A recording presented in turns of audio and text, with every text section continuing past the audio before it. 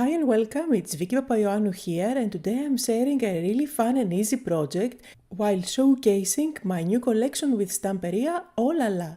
I will create a shadow box and you can use any frame to start with. Mine is about 8 by 8 in size. So I have here my paper pad. This is the Oh La La new collection that I designed with Stamperia, and I'm looking for a background paper that I can use for my shadow box. So I decided to go with a lovely pattern paper that gives you this beautiful background. There is a lovely border of flowers at the top and a border with macaroons, which I'm going to cut out and save for another project. So I did measure the inside of my frame and I'm going to cut it down to size. Today's project is a lovely decorative piece to decorate your house, your craft room, or even hand it out as a gift. Plus, it is very easy to recreate. It doesn't involve any crazy mixed media techniques. All we're going to do is to put together different elements and create a composition. So here I just added double-sided tape at the back and I'm going to place it inside my frame. And now for adding lots of dimension, I'm just going to use a cardboard. I am recycling a piece from a box. Now I am going to use ephemeras, and all the ephemeras that I will be using are from the same Oh La La collection. There are two different packs. There is one where you will find buildings, windows, frames, flowers. They are great to use if you want to avoid fuzzy cutting, plus they are self-adhesive.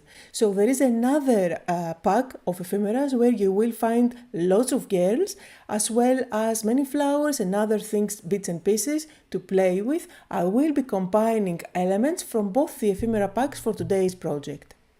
Now, since this is a shadow box, I need to have many different layers and lots of dimension. You can definitely go with foam tape if you like. I find that just recycling a piece of cardboard is easier since I can easily build up dimension. So throughout the project, I will just be cutting out pieces that fit behind my ephemeras.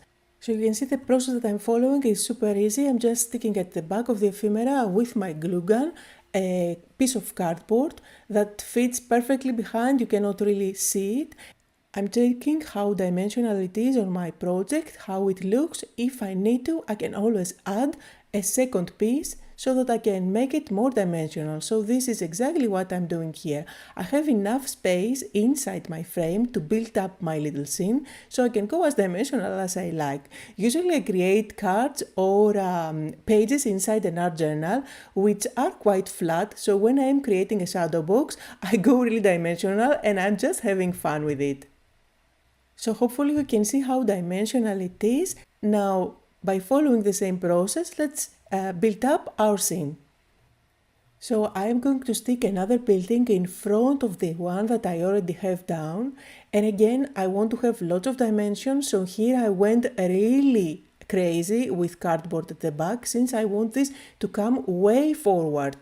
So by sticking it down, I make sure that it is nice and leveled, and I'm going to move it around, decide where I want this to go, and hopefully you can see the dimension that I get. Absolutely gorgeous. Plus, I don't know if you can tell, when I am tilting the frame, the ephemeras have a lovely shine on them. They aren't glossy, but they have a lovely satin finish on them, and they look really elegant. So here I want to use one of the girls from the ephemera pack and I want to create kind of composition for her. So first I place down that corner of flower arrangements and then on top of that I'm going to stick the girl. Also notice that I'm sticking her on top of the frame, which is going to make the shadow box look even more dimensional. And here's the beauty of using a hot glue gun to stick everything down. You always have a few seconds to move it around before it sets. And of course, with projects like this one, the difficult part is knowing when to stop. I have all those images from the ephemera packs available, so I can just go ahead and start sticking elements one on top of the other to create my compositions without stopping. And that's exactly what I'm doing here. I'm just having fun with all the elements. You see here I'm just continuing with the composition behind her feet by using those macaroons, and I absolutely love the color combo of the collection. Pastel colors with beautiful blues and beautiful pinks, absolutely lovely. Now on the other side of the frame I'm going to stick down the lamppost, and again I did use cardboard at the back to have it dimensional. However, this isn't sturdy enough, so what I'm going to do is to add a little piece of cardboard behind one area.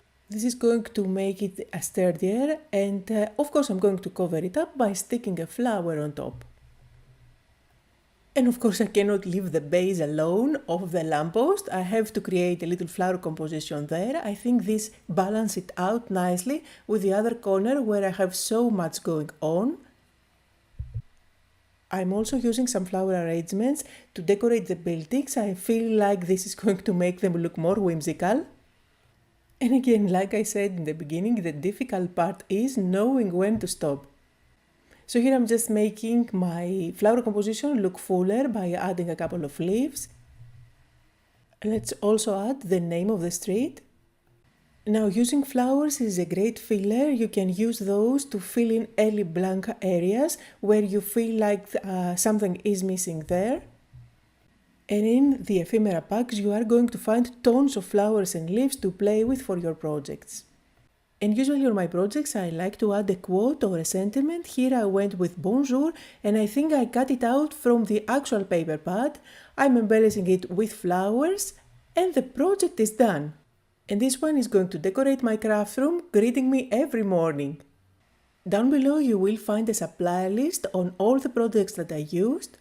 I hope that you had fun, that you got inspired to create a shadow box just by using ephemeras and some pattern paper. Thank you all so much for joining me today, and I'll see you all next time.